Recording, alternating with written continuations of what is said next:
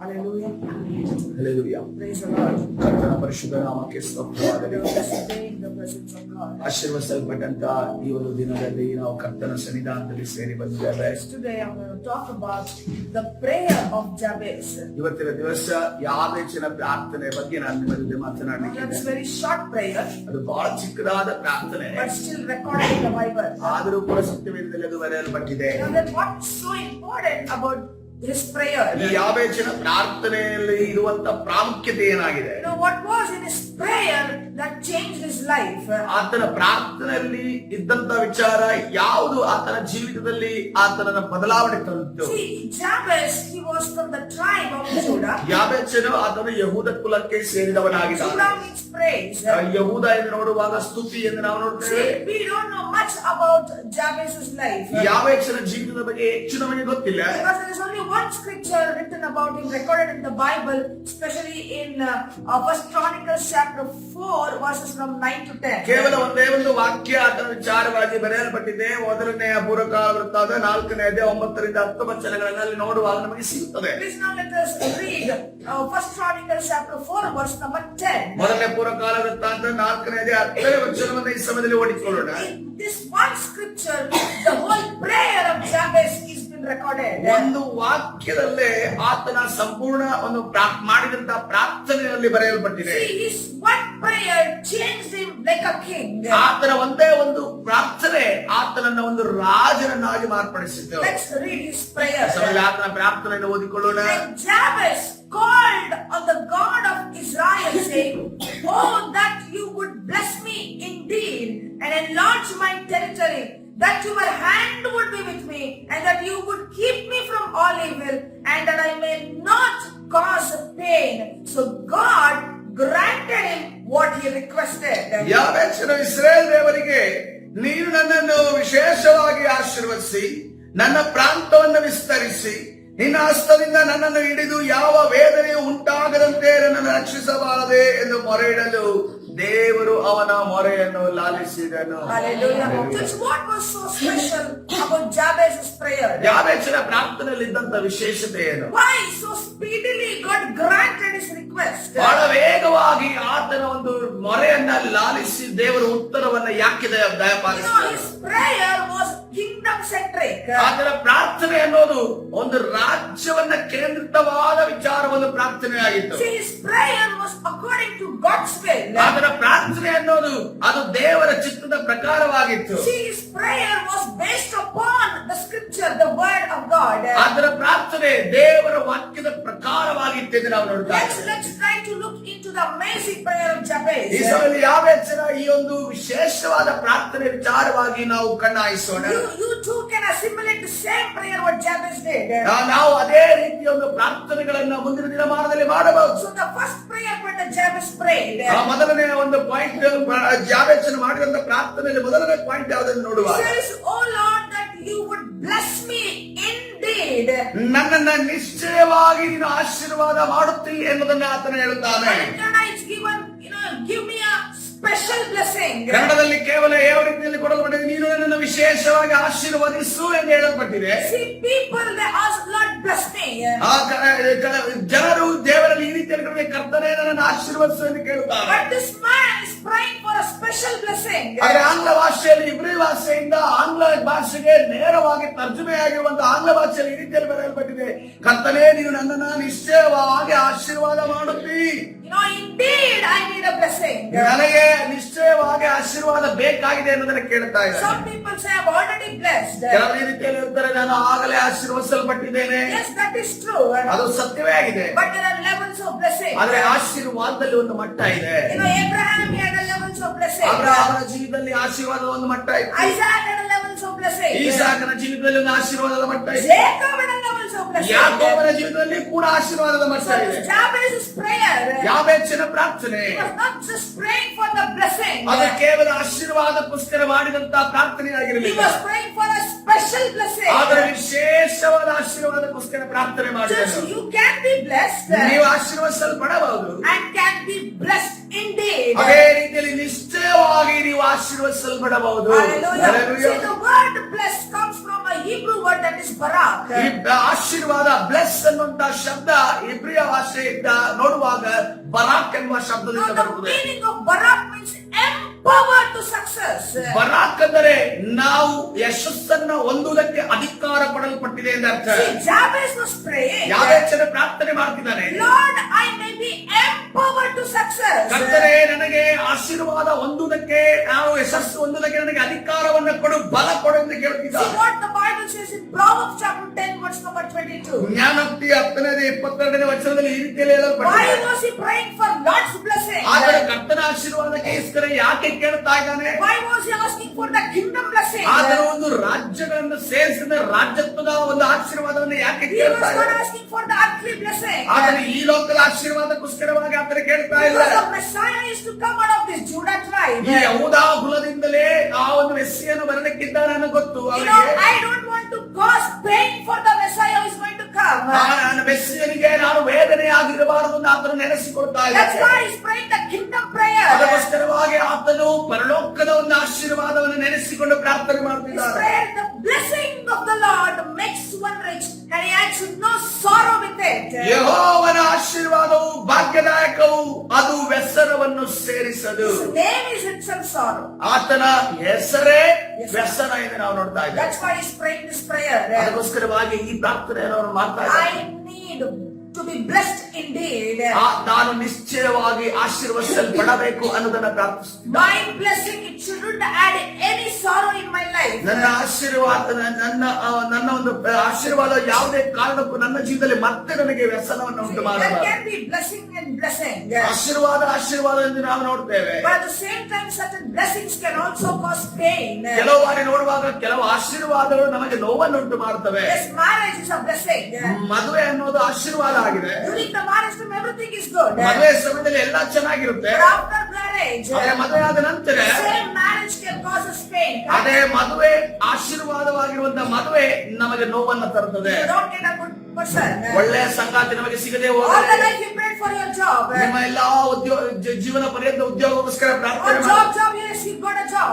ಉದ್ಯೋಗ ಬೇಕು ಅಂತ ಪ್ರಾರ್ಥನೆ ಮಾಡಿದ್ರೆ ನಿಮಗೆ ಉದ್ಯೋಗ But ಸಿಗ್ತದೆ. today, that job can also cause you pain. ಇವತ್ತಿನ ದಿವಸ ಆ ಉದ್ಯೋಗ ಕೂಡ ನಿಮಗೆ ಒಂದು ನೋವಾಗಿ ಪರಿಣಮಿಸಬಹುದು. If your managers, the boss is not a good man. ಒಂದು ವೇಳೆ ನಿಮ್ಮ ಒಂದು ಮ್ಯಾನೇಜರ್ ಆಗಿರ್ಬೋದು ಅಥವಾ ಅಧಿಕಾರಿ ಆತನು ಒಳ್ಳೆಯವನಾಗಿರುವುದೇ ಇರುವುದಾದರೆ, That is why this is Jabez's prayer. ಈ ಅದಕ್ಕೋಸ್ಕರವಾಗಿ ಯಾವ ಹೆಚ್ಚನು ಈ ರೀತಿಯಲ್ಲಿ ಪ್ರಾರ್ಥನೆ I ಮಾಡುತ್ತಿದ್ದಾರೆ. need the Lord's blessing. ನನಗೆ ಕರ್ತನ ಆಶೀರ್ವಾದ ಬೇಕು. Because he adds no sorrow in it. ಯಾಕೆಂದ್ರೆ ಆತನು ಕರ್ತನ ಆಶೀರ್ವಾದ ಮಾಡುವಾಗ ಅದರ ಜೊತೆ ವ್ಯಸನವನ್ನ ಸೇರಿಸಿ ಕೊಡೋದಿಲ್ಲ. All of the prayer saints, they prayed for the blessing. ಎಲ್ಲಾ ಸಂತರು ಕೂಡ ಆಶೀರ್ವಾದಕ್ಕೋಸ್ಕರ ಪ್ರಾರ್ಥನೆ ಮಾಡಿದರು. But this Jabez, ಈ ಯಾವೇಚನು he prayed for the Lord's blessing. ಆತನ ದೇವರ ಆಶೀರ್ವಾದಕ್ಕೋಸ್ಕರವಾಗಿ ಪ್ರಾರ್ಥನೆ That's ಮಾಡಿದರು. why first prayer point he prays, I shall be blessed indeed. ಆತನು ತನ್ನ ಪ್ರಾರ್ಥನೆ ಪಾಯಿಂಟ್ ಅಲ್ಲಿರುವಂತ ಮೊದಲನೇ ಪಾಯಿಂಟ್ ಅಲ್ಲಿ ಆತನು ಈ ರೀತಿಯಲ್ಲಿ ಪ್ರಾರ್ಥನೆ ಮಾಡುತ್ತಿದ್ದಾರೆ, ನಾನು ನಿಶ್ಚಯವಾಗಿ ನಾನು Let us ಆಶೀರ್ವದಿಸಲ್ಪಡಬೇಕು. all open your mouth and say like ಈ this. ಸಮಯದಲ್ಲಿ ಬಾಯನ್ನು ತೆರೆದು ನಾವೆಲ್ಲರೂ ಈ ರೀತಿಯಲ್ಲಿ ಹೇಳೋಣ, I shall be blessed indeed. ನಾನು ನಿಶ್ಚಯವಾಗಿ ಆಶೀರ್ವದಿಸಲ್ಪಡಬೇಕು. The Lord's blessing upon my O life. ಕರ್ತನ ಆಶೀರ್ವಾದ ನನ್ನ ಮೇಲೆ ಬರಲಿ. In Jesus' name. ಯೇಸುವಿನ ನಾಮದಲ್ಲಿ ಕರೆಯೇ.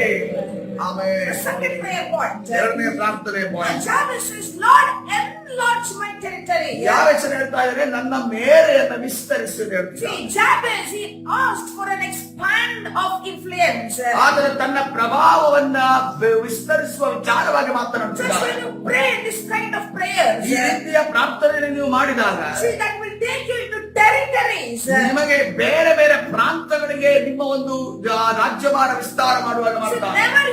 ever you have dreamt of such things in your life. ನಿಮ್ಮ ಜೀವನದಲ್ಲಿ ಅಂತ ವಿಚಾರಗಳು ನಡೆಯುತ್ತವೆ ಅನ್ನೋದನ್ನ ಕನಸಿನಲ್ಲೂ ಕೂಡ ನೀವು ಕಂಡಿರಲಿಕ್ಕಿಲ್ಲ. That's why I was preparing this message yesterday. ನಾನು ನಿನ್ನೆ ದಿವಸ ಸಂದೇಶವನ್ನ ಇದು ಸಿದ್ಧ ಮಾಡುವಾಗ You know, God showed me a vision ದೇವರು ನನಗೆ ಒಂದು ದರ್ಶನವನ್ನ ತೋರಿಸಿದ್ದಾರೆ. where there's going to be an extension of this ministry. ಈ ಒಂದು ಸೇವೆಯ ಒಂದು ವಿಸ್ತಾರ ದೇವರು ಮಾಡಲಿಕ್ಕಿದ್ದಾನೆ. If you can believe and receive this, ನೀವು ಹೊಂದಿಕೊಂಡು ನೀವು ಅದನ್ನು ನಂಬುವುದಾದರೆ God is going to extend and enlarge your territory. ದೇವರು ನಿಮ್ಮ ಮೇರೆಯನ್ನು ಕೂಡ ವಿಸ್ತಾರಗೊಳಿಸಲಿದ್ದಾನೆ.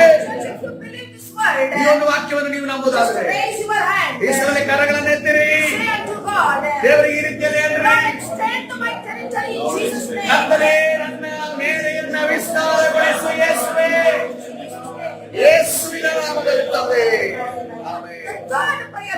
ಮೂರನೆಯ ಪ್ರಾರ್ಥನೆ You know what is Jabez praying for? ಯಾಬೇಷನು ಏನಕ್ಕೋಸ್ಕರ ಪ್ರಾರ್ಥನೆ ಮಾಡ್ತಾನೆ? Lord, your hand to be with me.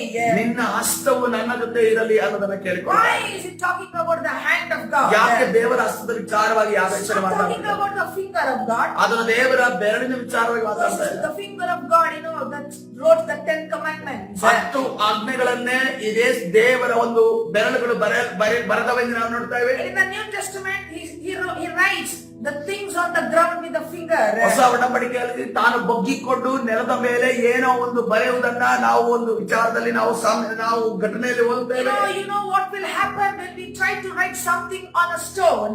ಆತನು ಕಲ್ಲಿನ ಮೇಲೆ ಏನೋ ವಿಚಾರಗಳನ್ನು ಬರೆಯುವುದಕ್ಕೆ ನೋಡುತ್ತಿದ್ದಾನೆ ಅನ್ನೋದನ್ನು ನಾವು ಗಮನಿಸ್ತೇವೆ. What happens if we try to write on a rock or on a stone? ನಾವು ಕಲ್ಲಿನ ಮೇಲೆ ನಮ್ಮ ಬೆರಳನ್ನು ತೆಗೆದುಕೊಂಡು ನಾವು ಏನಾದರೂ ಬರೆಯುವುದಕ್ಕೆ ಪ್ರಯತ್ನ ಪಡುವುದಾದರೆ Can we do it? ಅದನ್ನ ಮಾಡೋದಕ್ಕೆ ಸಾಧ್ಯ With ಇಲ್ಲ. the flesh can we do it? ನಾವು ಅದನ್ನ ಮಾಂಸದ ಕೈಯಿಂದ ನಾವು ಮಾಡೋದಕ್ಕೆ ಸಾಧ್ಯ ಇಲ್ಲ. What happens if we try to crave it? ಒಂದು ವೇಳೆ ಆ ಒಂದು ಕೊರೆಯುವುದಕ್ಕೆ ಅಥವಾ ಆ ಕಲ್ಲನ್ನ ನಮ್ಮ ಕೈ ಬೆರಳಿನಿಂದ ಕೊರೆಯುವುದಕ್ಕೆ ನಾವು ಪ್ರಾರಂಭಿಸಿದರೆ What happens? ಏನಾಗುತ್ತದೆ? Blood comes out.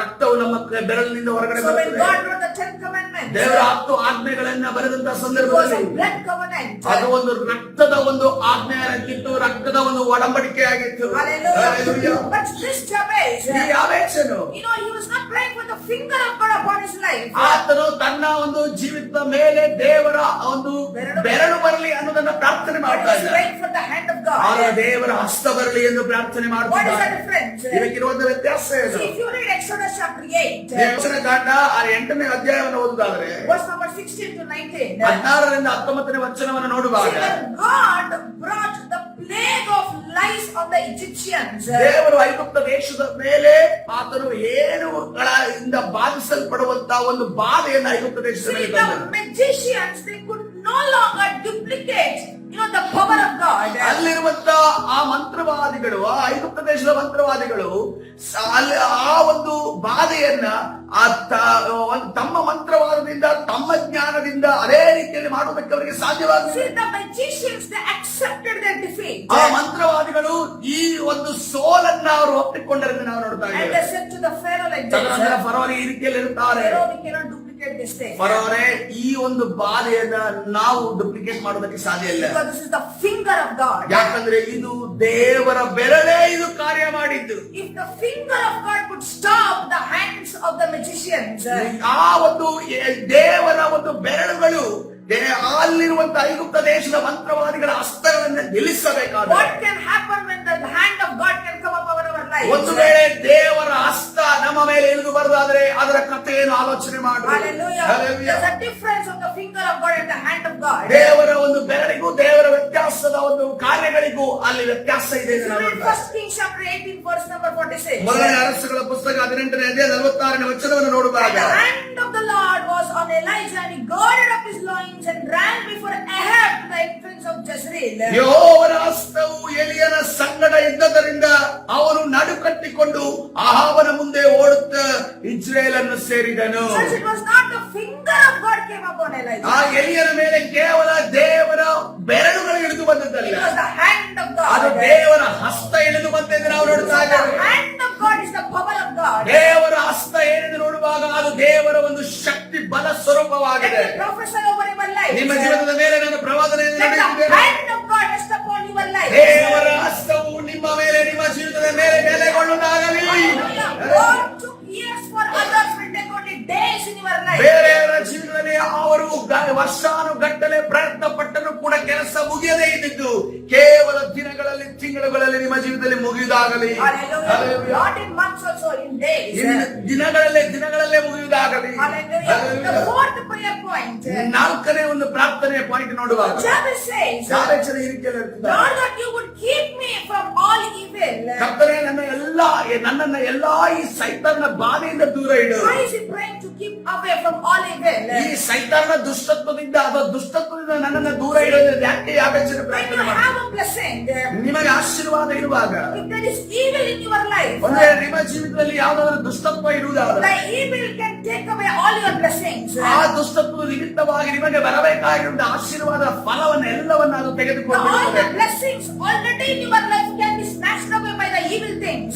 ನಿಮ್ಮ ಜೀವನದಲ್ಲಿ ಈಗ ಆಗಲೇ ಇರುವಂತಹ ಎಲ್ಲ ಆಶೀರ್ವಾದಗಳು, ಎಲ್ಲ ಒಳ್ಳೆ ದಾನಗಳು ಎಲ್ಲವನ್ನು ಕೂಡ ಆ ದುಷ್ಟತ್ವ ನಿಮ್ಮ ಜೀವನದಿಂದ ತೆಗೆದು That's ಬಿಡುತ್ತದೆ. why he's praying. ಅದಕ್ಕೋಸ್ಕರವಾಗಿ ಅದನ್ನ ಪ್ರಾರ್ಥನೆ ಮಾಡ್ತಾ God, ಇದ್ದಾನೆ. you shall bless me indeed. ಕರ್ತನೇ, ನನ್ನನ್ನು ನಿಶ್ಚಯವಾಗಿ ನೀನು ಪ್ರಾರ್ಥನೆ ಮಾಡು, ಆಶೀರ್ವದಿಸುತ್ತೀಯ. And fourthly, he says like this. ನಾಲ್ಕನೇದಾಗಿ ಈ ರೀತಿಯಲ್ಲಿ Lord, you keep me away from all evil.